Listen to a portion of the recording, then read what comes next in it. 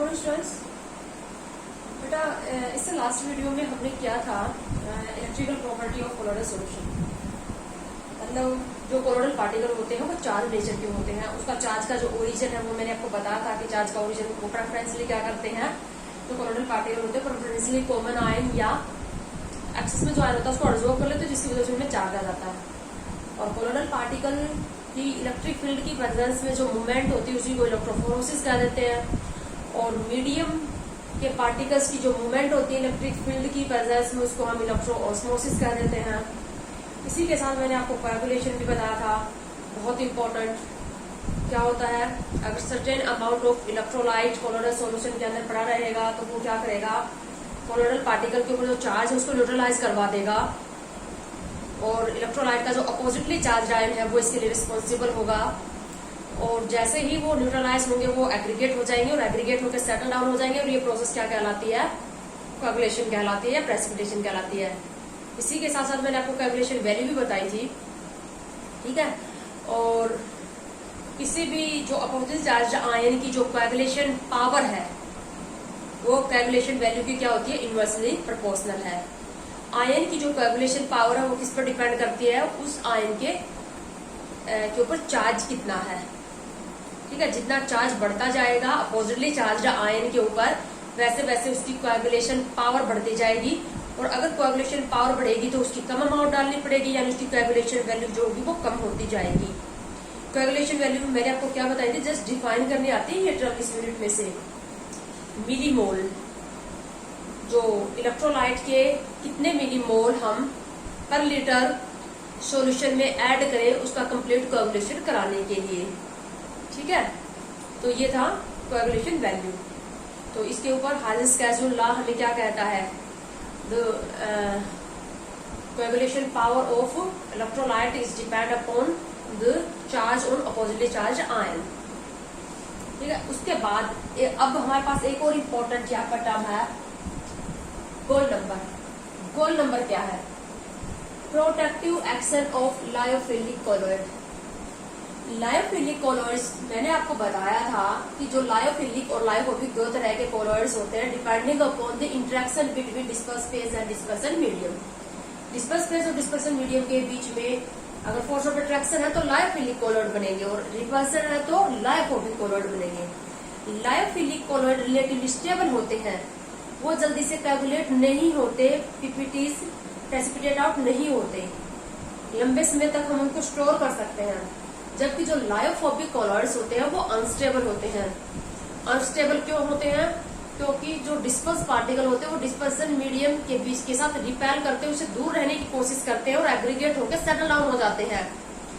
तो ऐसा माना गया है, ऐसा प्रैक्टिकली एज्यूम किया गया, ऐसा प्रैक्टिकली फाइंड आउट किया गया कि अगर लायोफोबिक कोलोइड्स के अंदर सर्टेन अमाउंट लायोफिलिक कोलोइड्स की मिलाकर रख दे तो लायोफोबिक कोलोइड्स को कोएगुलेट होने से, प्रेसिपिटेट आउट होने से बचाया जा सकता है। लायोफिलिक कोलोइड्स क्या करता है, एक प्रोटेक्टिव लेयर का काम करता है। लायोफिलिक कोलोइड एक प्रोटेक्टिव लेयर का काम करेगा, लायोफोबिक कोलोइड्स को कोएगुलेट और प्रेसिपिटेट आउट होने से बचाएगा, ठीक है। जैसे कि मैं आपको एग्जांपल देती हूँ हमारे पेन का। हमारे जो जेल के जो पेन होते हैं, जो घटिया क्वालिटी के जो पेन होते हैं वो तुम लोगों ने देखा होगा कुछ दिनों के बाद अपने आप रुक जाते हैं, जनरली सर्दियों में। इंक जो होगी, इंक भी तो कोलोइडल सॉल्यूशन है ना, इंक क्या हो जाती है, कोएगुलेट हो जाती है। इंक कोएगुलेट हो जाएगी और वो वहां पर क्या होगा, जो पेन का जो पॉइंट होता है उसके ऊपर आके जम जाती है, जिससे वो क्या हो जाएगी, वो पेन चलना बंद हो जाता है। फिर हम कई बार उसको रगड़ते हैं तो वो क्या होता है, हीट की वजह से वो मेल्ट हो जाता है और फिर से चलने लगता है। या फिर जो अच्छी क्वालिटी के जो पेन होते हैं ना, उसमें तुम लोगों ने देखा होगा अच्छी क्वालिटी के जो जेल पेन वगैरह जो होते हैं उसमें क्या होता है, पेन के ऊपर वाले हिस्से में ये जैसे हमारे पास यहाँ पर क्या होता है, इतनी जगह के ऊपर साथ में एक अलग टाइप का जेल दिखाई देगा तुम्हें। यहाँ पर जो इंक भरी हुई है वो लायोफोबिक होती है, वो लायोफोबिक होगी, लेकिन यहाँ पर लायोफिलिक कोलोइड भरा हुआ, यहाँ पर लायोफिलिक इंक भरी जाती है। वो लायोफिलिक इंक इसीलिए भरी जाती है वो क्या करेगी, धीरे धीरे इसके अंदर आके इसको स्टेबिलिटी प्रोवाइड करेगी, इसको कोएगुलेट होने से रोकेगी। ठीक है, तो क्या होता है, ये जो लायोफिलिक कॉलॉइड होते हैं, ये लायोफोबिक कॉलॉइड्स को प्रोटेक्ट करते हैं फ्रॉम कोएगुलेशन, कोएगुलेशन होने से रोकते हैं, इसीलिए बोलते हैं इनको प्रोटेक्टिव कॉलॉइड्स। लायोफिलिक कॉलॉइड्स को ये क्या बोलते हैं, हम प्रोटेक्टिव कॉलॉइड्स का नाम देते हैं। तो क्या होता है गोल्ड नंबर, जैसे कि कोएगुलेशन वैल्यू बताई थी मैंने आपको कि जो इलेक्ट्रोलाइट होता है उसकी कितने मिली मोल 1 लीटर कोलोइडल सॉल्यूशन में डालें कि उसका कंप्लीट कोएगुलेशन हो जाए। ठीक है, तो ये जो गोल्ड नंबर है इसकी जस्ट डेफिनेशन आएगी, गोल्ड नंबर लायोफिलिक कॉलॉइड्स की के कितने मिलीग्राम, लायोफिलिक कॉलॉइड्स के कितने milligram 10 ml standard red gold sol के अंदर ऐड करें कि इसका कंप्लीट कोएगुलेशन होने से इसको रोका जा सके। अब कोएगुलेशन कौन करवाएगा, अगर हम इसके अंदर 1 ml 10% अनइनिशियल सॉल्यूशन ऐड कर दे तो भी इसको कोएगुलेट होने से प्रोटेक्ट कर सके। अब गोल्ड सोल और मेटल सोल किस टाइप के होते हैं, लायोफोबिक होते हैं, मैंने बताया था तुम्हें। लायोफोबिक कॉलॉइड्स के एग्जांपल क्या होते हैं, metal sol, sulphide sol, generally inorganic compound के जो कोलोइडल सॉल्यूशन होते हैं। तो जो गोल्ड सोल है वो एक लायोफोबिक सोल है। तो क्या यहाँ पर देखो गोल्ड नंबर को कैसे डिफाइन किया है, it is the amount of lyophilic colloids in milligram, कितने मिलीग्राम लायोफिलिक कॉलॉइड्स ऐड करें which must be added in a 10 gram standard red gold sol. एक स्टैंडर्ड सोल बनाया गया है, स्टैंडर्ड रेड गोल्ड सोल के का 10 ग्राम लिया गया है, उसको to protect it from coagulation, to protect it from coagulation, coagulation by addition of 1 ml of 10% NaCl solution. अगर हम 10 ml standard red gold sol के अंदर 1 ml 10% वाला NaCl सॉल्यूशन ऐड कर दे तो भी उसको कोएगुलेशन से प्रोटेक्ट कर सके। लायोफिलिक कॉलॉइड्स की वो अमाउंट मिलीग्राम में ही क्या कहलाती है, उसका गोल्ड नंबर कहलाती है। ठीक है, अब जैसे कि जो गोल्ड नंबर है वो भी गोल्ड पावर की क्या होगी, रेसिप्रोकली होगी। अगर लायोफिलिक कॉलॉइड्स का प्रोटेक्टिव एक्शन ज्यादा होगा, उसकी गोल्ड पावर ज्यादा होगी, प्रोटेक्ट करने की पावर ज्यादा होगी, तो कम अमाउंट, कम मिलीग्राम डालने पड़ेंगे। ठीक वैसे ही जैसे कि इलेक्ट्रोलाइट की कोएगुलेशन पावर और कोएगुलेशन वैल्यू एक दूसरे की इनवर्सली प्रोपोर्शनल थी, ठीक इसी तरह से जो प्रोटेक्टिव एक्शन है, प्रोटेक्टिव एक्शन को ही हम क्या बोलते हैं, गोल्ड पावर बोलते हैं। ठीक है, तो गोल्ड पावर और गोल्ड नंबर एक दूसरे के क्या होंगे, रेसिप्रोकल होंगे। जिस लायोफिलिक कॉलॉइड्स का प्रोटेक्टिव एक्शन गोल्ड पावर ज्यादा होगी उसकी कम अमाउंट डालनी पड़ेगी, और जो अमाउंट डालनी पड़ रही है वही क्या है, गोल्ड नंबर, कि कितने मिलीग्राम हम लायोफिलिक कॉलॉइड के ऐड करें 10 ml रेड गोल्ड सोल के अंदर। अगर उसमें हम 1 ml 10% NaCl सॉल्यूशन ऐड करें तो भी उसका कोएगुलेशन ना होने दें। अगर ज्यादा पावरफुल है, प्रोटेक्टिव एक्शन ज्यादा है, तो उसके कम मिलीग्राम ऐड करने पड़ेंगे। So we can say that the gold power and gold number are reciprocal to each other. तो बेटा ये हमने जो प्रॉपर्टी ऑफ कोलोइडल सॉल्यूशन है, कोलोइडल सॉल्यूशन की जो सबसे इंपॉर्टेंट प्रॉपर्टी है इलेक्ट्रिकल प्रॉपर्टी, उसमें आने वाली इंपॉर्टेंट टर्म्स को हमने कंप्लीट कर लिया। उसके बाद जो दूसरी प्रॉपर्टी है कोलोइडल सॉल्यूशन की, जो दूसरी प्रॉपर्टी है वो हम देखते हैं। एक कोलोइडल सॉल्यूशन की 4 प्रॉपर्टी है, इलेक्ट्रिकल प्रॉपर्टी, कोलिगेटिव प्रॉपर्टी और ऑप्टिकल प्रॉपर्टी और मैकेनिकल प्रॉपर्टी। तो जो अब लेंगे हम कोलिगेटिव प्रॉपर्टी।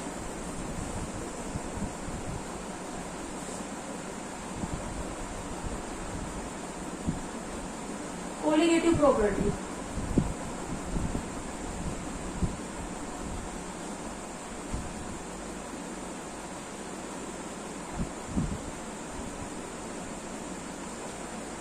कोलिगेटिव प्रॉपर्टी हमने सॉल्यूशन वाले यूनिट में बहुत डिटेल से पढ़ी है। कोलिगेटिव प्रॉपर्टी वो प्रॉपर्टी होती है किसी भी मिक्सचर की, चाहे वो होमो हो या hetero, true solution homogeneous mixture होता है, जबकि हम कोलोइडल सॉल्यूशन पढ़ रहे हैं ये हेटेरोजेनस मिक्सचर है। वो प्रॉपर्टी जो सिर्फ और सिर्फ नंबर ऑफ पार्टिकल पर डिपेंड करती है, वो कोलिगेटिव प्रॉपर्टी। पार्टिकल ज्यादा होंगे तो कोलिगेटिव प्रॉपर्टी की वैल्यू भी ज्यादा होगी। 4 कोलिगेटिव प्रॉपर्टी हमने पढ़ी थी, elevation in boiling point, depression in freezing point, osmotic pressure and relative lowering in vapour pressure. तो बेटा ये जो कोलोइडल सॉल्यूशन है ये भी तो कोलिगेटिव प्रॉपर्टी शो करेगा, क्योंकि इसमें भी तो पार्टिकल प्रेजेंट है। बट इंपॉर्टेंट क्या है कि अगर हम सेम अमाउंट, स्टार्टिंग में हम जो अमाउंट लेते हैं वो थ्योरेटिकल अमाउंट होती है, और एक्सपेरिमेंटल जो हमारे पास ऑब्जर्व मोल होते हैं, मीडियम में जाने के बाद कितने पार्टिकल बने, डिग्री ऑफ आयनाइजेशन पर डिपेंड करेगा। ठीक है, तो थ्योरेटिकल मोल जैसे हमने क्या किया, एक मोल सब्सटेंस लेके किसी भी मीडियम में वाटर के अंदर एक तो हमने ट्रू सॉल्यूशन बनाया और एक हमने उसका क्या बनाया, कोलोइडल सॉल्यूशन बनाया। हमने थ्योरेटिकल अमाउंट सेम ली, एक मोल लेकर हमने एक तो क्या बना दिया, ट्रू सॉल्यूशन, और एक हमने क्या बना दिया, कोलोइडल सॉल्यूशन। तो उसमें क्या होंगे कोलिगेटिव। अब जैसे हम कोई भी कोलिगेटिव प्रॉपर्टी मेजर करने लग जाए, कि हम मेजर करने लग जाए कि किसका बॉइलिंग पॉइंट, ट्रू सॉल्यूशन का बॉइलिंग पॉइंट ज्यादा होगा या कोलोइडल सॉल्यूशन का बॉइलिंग पॉइंट ज्यादा होगा। अब जो एलिवेशन इन बॉइलिंग पॉइंट है, del TB, elevation in boiling point क्या होता है, टीबी माइनस टीबी नोट, है ना। यह है elevation in boiling point. Elevation in boiling point, और ये क्या है, बॉइलिंग पॉइंट ऑफ मिक्सचर, और ये है boiling point of pure solvent. ठीक है, अब दोनों ही केस में हमने क्या किया, एक मोल सब्सटेंस लिया और एक मोल सब्सटेंस लेके हमने इसका ट्रू सॉल्यूशन भी बनाया। ऐसा पॉसिबल है कि हम ट्रू सॉल्यूशन भी बना दें और इसी का हम क्या बनाए, कोलोइडल सॉल्यूशन भी बना दें। पार्टिकल के साइज पर ही तो डिपेंड कर रहा है ना। तो थ्योरेटिकल अमाउंट हमने क्या ली, एक मोल ली, लेकिन जो ऑब्जर्व्ड मोल होंगे, मीडियम के अंदर जाने के बाद जो मोल होंगे उस पर डिपेंड करेंगे ना ये कोलिगेटिव प्रॉपर्टी की जो वैल्यू है ये तो। ठीक है, तो ट्रू सॉल्यूशन में तो क्या हुआ, जैसे कि एक मोल थे पूरा, अगर ये 100, अगर हम इसको स्ट्रॉन्ग इलेक्ट्रोलाइट का केस मान के चले तो ये पूरे के पूरे आयनाइज हो गए, तो 6.02 × 10⁻23 पार्टिकल, एक मोल पार्टिकल बन गए। लेकिन अगर कोलोइडल सॉल्यूशन बन रहा है इसका मतलब पार्टिकल एग्रीगेट हो रहे होंगे, पार्टिकल जुड़ रहे होंगे, पार्टिकल जुड़ेंगे तभी तो उनका साइज कोलोइडल रेंज में आएगा, तभी वो कोलोइडल सॉल्यूशन बनाएंगे।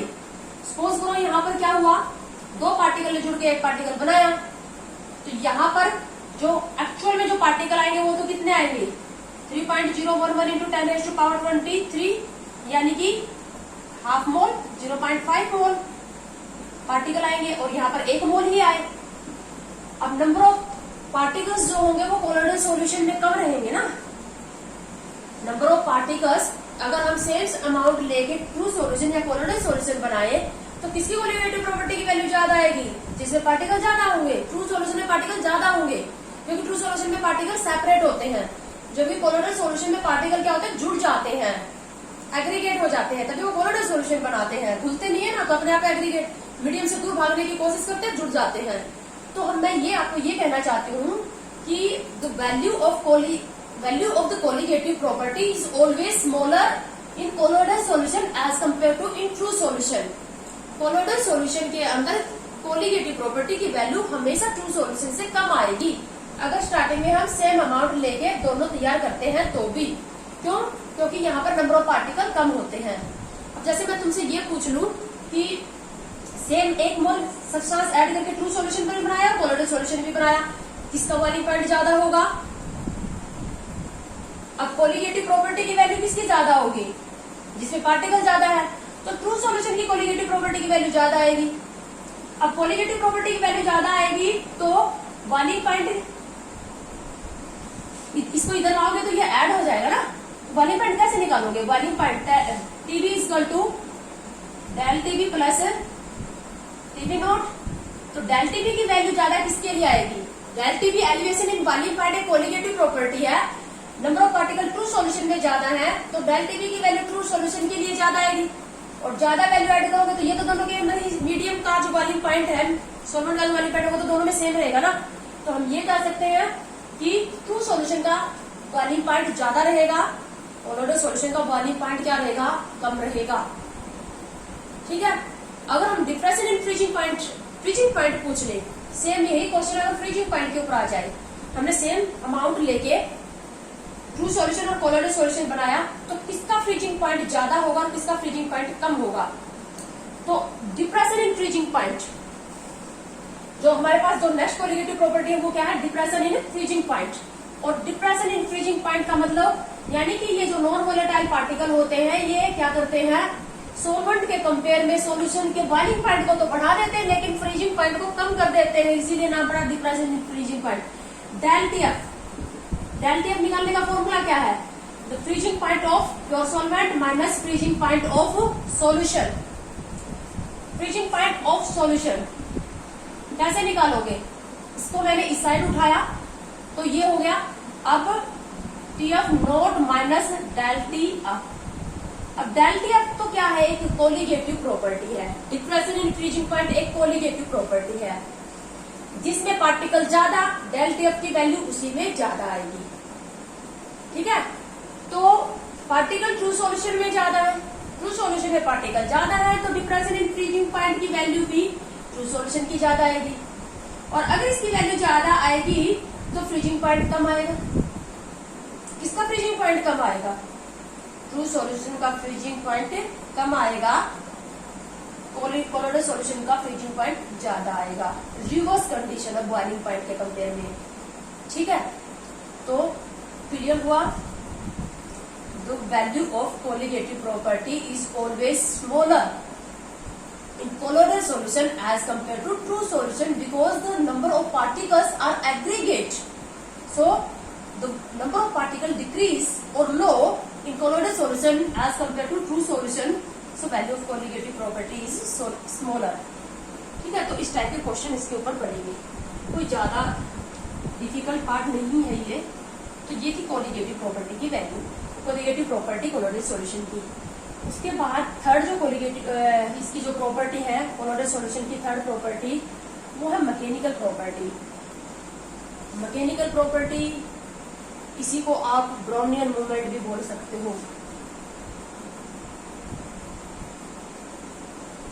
मैकेनिकल प्रॉपर्टी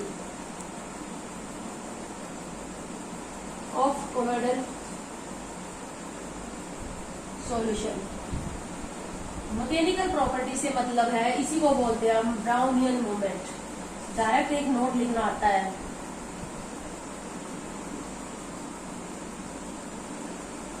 ब्राउनियन मूवमेंट आपने पहले भी पढ़ा होगा, ये 9th क्लास में भी पढ़ते हो उसको, ब्राउनियन मूवमेंट। रॉबर्ट ब्राउन नाम के एक साइंटिस्ट ने, एक बोटनिस्ट था ये रॉबर्ट ब्राउन। इस बोटनिस्ट ने क्या किया? पोलन ग्रेन की मूवमेंट वाटर के अंदर देखी अल्ट्रा माइक्रोस्कोप में। पोलन ग्रेन क्या होता है? जो फ्लावर का अंतर पार्ट होता है उसका पाउडरी सब्सटेंस होता है माइक्रोस्कोपिक, और उसकी वाटर के अंदर जो मूवमेंट थी वो उसने क्या देखी? जिग जैग वे में मूव कर रहे हैं। पोलन ग्रेन वाटर के अंदर जिग जैग वे में मूव कर रहे हैं। तो उसी जिग जैग मोशन को इसने किसका नाम दे दिया? अपने नाम के ऊपर ब्राउनियन मूवमेंट, ब्राउनियन मोशन का नाम दे दिया। कोलोइडल सॉल्यूशन को अगर हम अल्ट्रा माइक्रोस्कोप से देखते हैं, कोलोइडल सॉल्यूशन की ड्रॉप को अगर हम स्लाइड के ऊपर रखें अल्ट्रा माइक्रोस्कोप से देखते हैं, तो भी हमें कोलोइडल पार्टिकल की यही जिग-जैग मूवमेंट मोशन देखने को मिलता है। और इसी जिग-जैग मोशन को, दैट जिग-जैग और random motion of colloidal particle in medium is known as Brownian movement और ब्राउनियन मोशन। ठीक है। तो क्या होता है? जैसे कि मिल्क, अब मिल्क भी तो एक कोलोइडल सॉल्यूशन ही है। किसका? लिक्विड फैट और लिक्विड वाटर का अमल्सन है ये, liquid in liquid. Liquid fat भी लिक्विड है और वाटर भी क्या है? यानी कि डिस्पर्स फेज भी लिक्विड है और डिस्पर्सन मीडियम भी लिक्विड है। लिक्विड इन लिक्विड का कोलोइडल सॉल्यूशन है। तो अगर हम आप मिल्क की ड्रॉप को अल्ट्रा माइक्रोस्कोप के नीचे देखेंगे तो जो फैट जो पार्टिकल होंगे, फैट के छोटे छोटे जो पार्टिकल होंगे वो हमें दिखाई देंगे और जिग-जैग वे में इस तरह से एक जगह सेटल डाउन होते हुए नहीं दिखाई देंगे, इस तरह से रैंडमली इधर उधर मूव करते हुए दिखाई देंगे। ठीक है, रैंडमली मूव करते हुए दिखाई देंगे। अब वाटर के पार्टिकल जो मीडियम है उसके पार्टिकल तो बहुत छोटे हैं, उनको तो हम अल्ट्रा माइक्रोस्कोप से देख नहीं पाएंगे, बट कोलोइडल पार्टिकल को तो हम देख पाते हैं ना। तो जिग-जैग मोशन अब जस्ट डिफाइन करना आता है और इसकी इंपॉर्टेंस पूछ लेते हैं। सो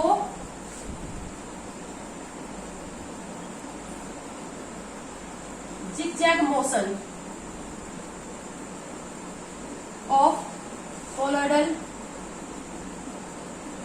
motion of colloidal particle in medium is known as Brownian movement.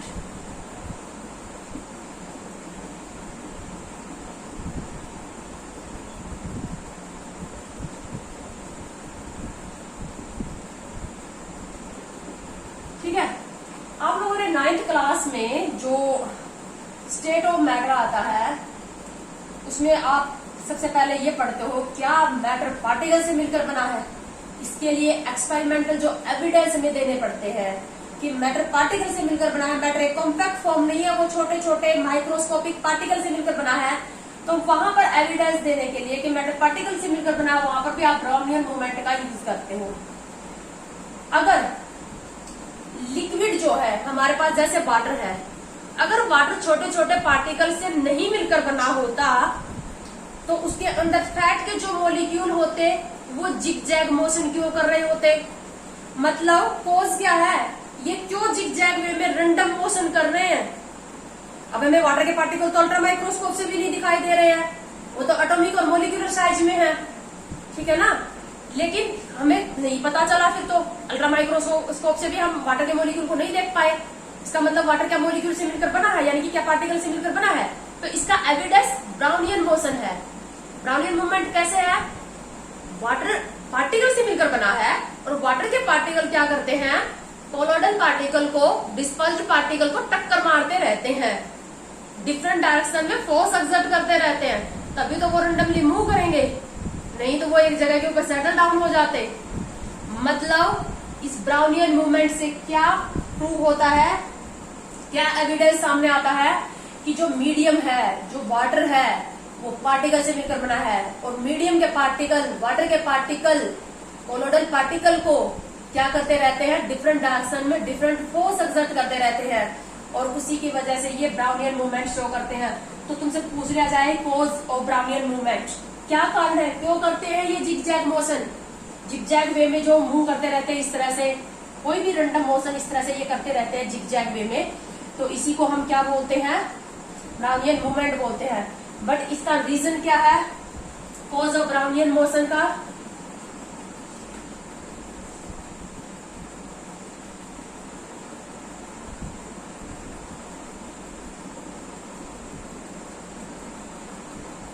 Motion और मूवमेंट एक ही बात है। Cause of Brownian motion,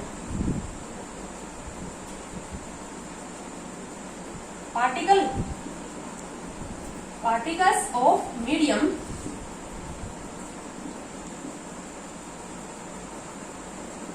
exert force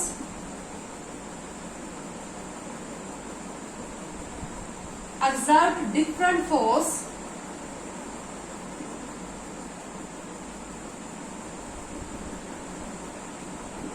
in different direction.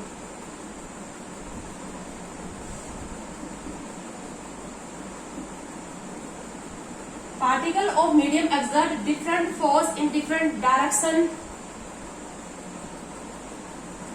to dispersed particle.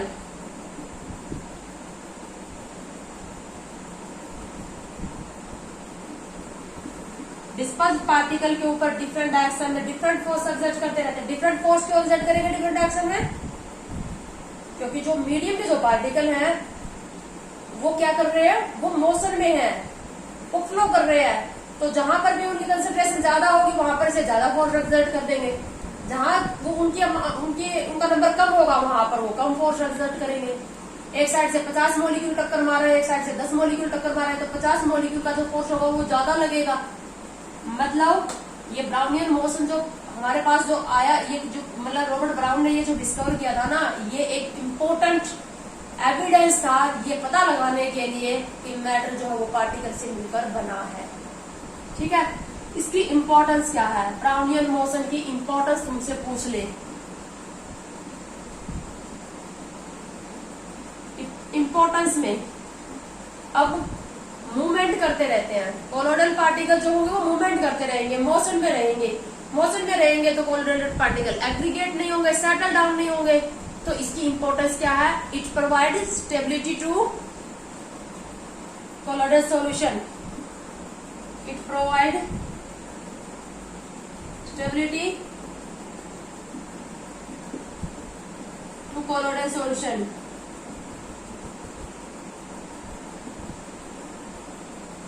Stability का मतलब सेटल डाउन होने से, एग्रीगेट होने से, कोलोइडल पार्टिकल को मीडियम से सेपरेट होने से बचाता है।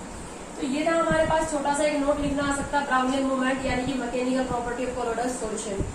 उसके बाद ऑप्टिकल प्रॉपर्टी रह गई, लाइट से रिलेटेड प्रॉपर्टी लास्ट प्रॉपर्टी है। ऑप्टिकल प्रॉपर्टी को ही हम टेंडल इफेक्ट भी बोलते हैं।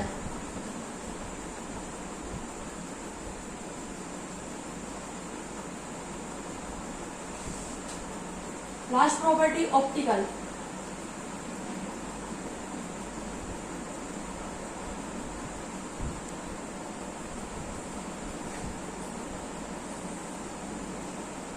और टेंडल इफेक्ट,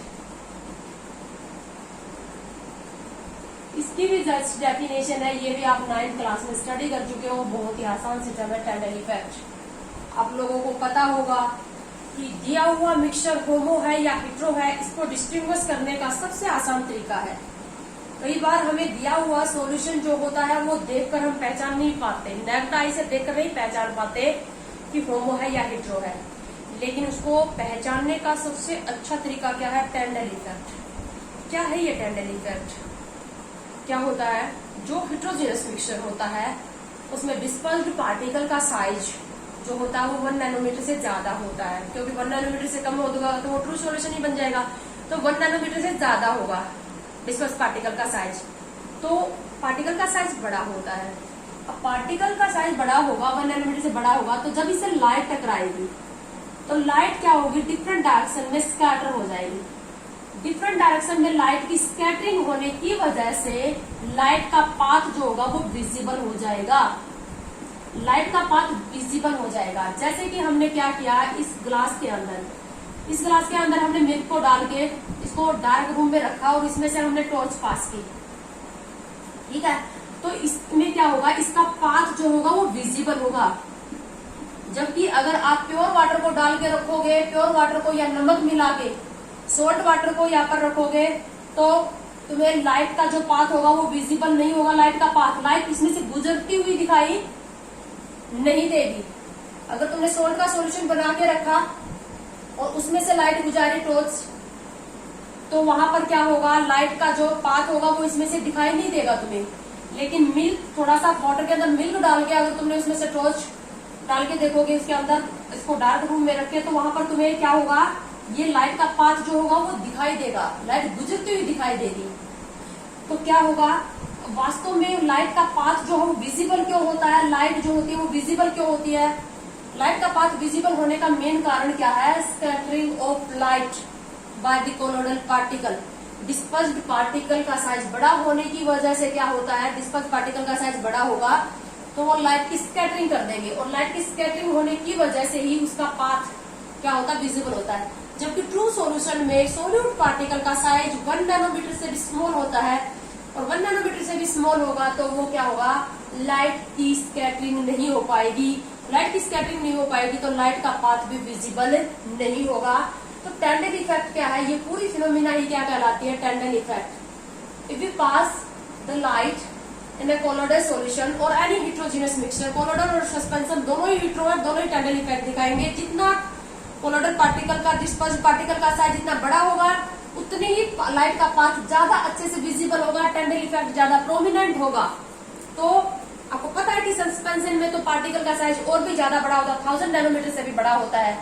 तो हेटेरोजेनियस मिक्सचर की दोनों ही टाइप है, कोलोइडल सॉल्यूशन और सस्पेंशन। बट हम यहाँ पर सिर्फ कोलोइडल सॉल्यूशन पढ़ रहे हैं। बट कोलोइडल सॉल्यूशन और सस्पेंशन दोनों ही हेटेरोजेनियस है, दोनों ही टनल इफेक्ट शो करते हैं, दोनों के अंदर ही लाइट का पाथ जो होता है वो विजिबल होता है। और ये सिर्फ टनल इफेक्ट क्या सिर्फ यहाँ पर एक डायरेक्ट रूम के अंदर ग्लास रखने से ही दिखाई देता है, कोलोइडल सॉल्यूशन को ग्लास में डाल के देखने से? ये टनल इफेक्ट तो आप अपनी डेली लाइफ में भी स्टडी कर रहे होते हो। क्या होता है जब आप मतलब घर में साफ सफाई कर रहे होते हो, झाड़ू लगा रहे होते हो, उस टाइम क्या होता है डस्ट पार्टिकल ज्यादा होते हैं एयर के अंदर। और जब वहां पर क्या होता है रूम के अंदर किसी माइन्यूट होल से सनलाइट आ रही होती है, तो वहां पर भी एक तुम्हें क्या एक कोन बनता हुआ दिखाई देगा, और उसमें क्या होगा तुम्हें डस्ट पार्टिकल इस तरह से मूव करते हुए दिखाई देंगे। वो भी टनल इफेक्ट ही है। वहां पर डस्ट पार्टिकल क्या करते हैं, लाइट की स्कैटरिंग कर देते हैं। तो सनलाइट डस्ट पार्टिकल के ऊपर पड़ती है तो डस्ट पार्टिकल कोलोइडल पार्टिकल का काम कर रहे होते हैं। एरोसोल बना हुआ है वहां पर, dust particle solid in gas, तो सॉलिड एरोसोल का एग्जांपल बना हुआ है वहां पर। तो डस्ट पार्टिकल क्या करेंगे, लाइट की स्कैटरिंग करेंगे, जिससे लाइट का पाथ जो होगा वो विजिबल होगा। ठीक है, हालांकि पूरे रूम के अंदर ही इतने ही डस्ट पार्टिकल है, बट बाकी के रूम में हमें वो डस्ट पार्टिकल दिखाई नहीं देते, लेकिन जहां पर हो वहां से सनलाइट आ रही होती है सिर्फ वहां से दिखाई देते हैं। तो टनल इफेक्ट हमारी डेली लाइफ में भी हम ऑब्जर्व करते हैं। तो डेफिनेशन लिख लेते हैं टनल इफेक्ट की।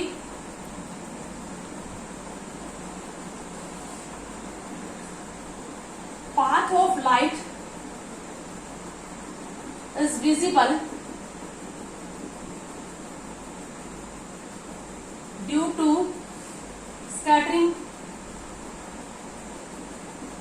scattering of light by colloidal particle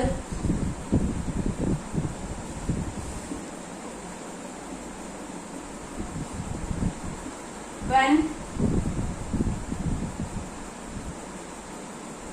we pass a beam of light in colloidal solution.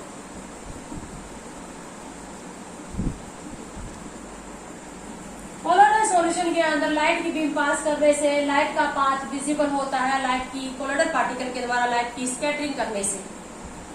इसी को बोलते हैं टनल इफेक्ट। इंपॉर्टेंस अगर तुमसे पूछ ली जाए, जिस्मोंडी नाम के एक साइंटिस्ट ने अल्ट्रा माइक्रोस्कोप बनाया टनल इफेक्ट का यूज करके, ये इसकी इंपॉर्टेंस है। Ultra microscope is designed by Zsigmondy scientist is based on this tunnel effect. तो बेटा ये हमारी यूनिट यहाँ पर कंप्लीट हो गई सरफेस केमिस्ट्री। उसके बाद हम नेक्स्ट वीडियो के अंदर हमारी फर्स्ट यूनिट जो है सॉलिड स्टेट, उसको पिछली बार तो हटा दिया गया था, वो वापस आ गई है, तो उसको हम पढ़ेंगे। लेकिन काफी सारा पार्ट जो उसका रिड्यूस हो चुका है, तो पहले हम सॉलिड स्टेट ऑफ मैटर को पढ़ेंगे। इस वीडियो में इतना ही।